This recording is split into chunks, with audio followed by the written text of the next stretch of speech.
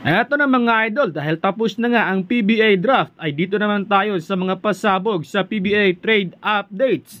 Tinrade na nga ng Barangay Ginebra si Sydney Onwoberry papuntang Northport Batang Pier kapalit kay big man Ben Adamos. Ayon sa source na kaya tinrade ng Ginebra si Pringle at si Stand upang makuha sina Holt at RJ Abarrientos.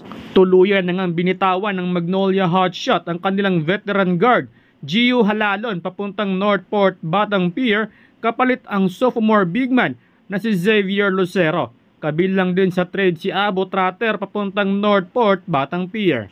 Samantala, mukhang bibitawan na rin ng token text ang kanilang big man na si Poy Eram. Ayon sa panibagong post ni Sir Snow Badwa na magpapalit na umano si Poy Eram ng fiber next month at hindi na PLDT. Well, kung fiber ang pag-uusapan ay sa Converge na yon, pero hindi pa sinabi kung saang team ito i-trade. Grabe ang mga pasabog ni Sir Snow. Samantala, gumitna na ngayon ang San Miguel Beermen upang makuha si Will Navarro.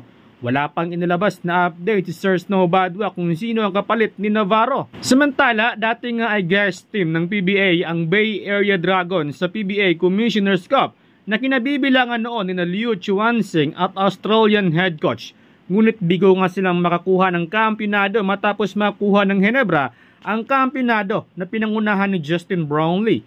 Muli sanang sasalang ang Bay Area sa PBA, ngunit hindi nga ito natuloy dahil nabuwag na nga ang kupunan dahil sa financial problem.